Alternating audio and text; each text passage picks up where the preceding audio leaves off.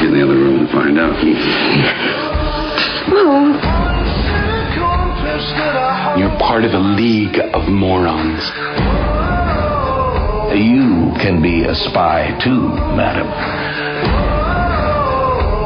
I am very surprised he did not give us that reward. Burn After Reading is really 5 mini-movies, all wrapped up in a Coen Brothers film. They all have fatal flaws, and they're all going through a midlife crisis. Tilda Swinton plays a jilted wife having an affair with George Clooney.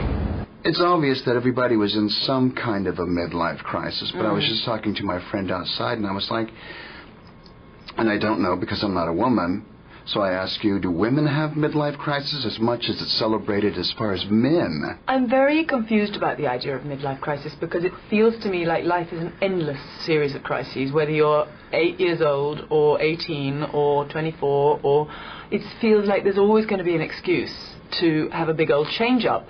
And I suppose what happens with midlife crisis is if people don't agree, if they think that there are no crises, they're going to get a big shock when they reach around 45. Because if they've been holding off the changes until then they probably will have to do a big old switch. Maybe women are more apprised of the fact that you have to keep on changing when you're 18, 24, 32, 38, 42.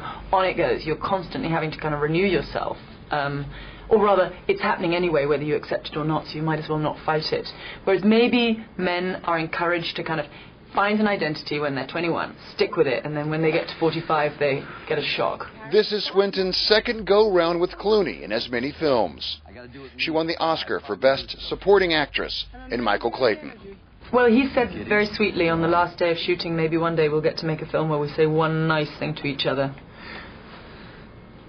When's that going to happen? I don't know if it's possible. It's too much fun having fights.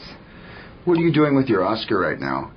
I'm doing nothing with it. It belongs to my agent. And what he's doing with it, I'm too much of a lady to ask. Okay.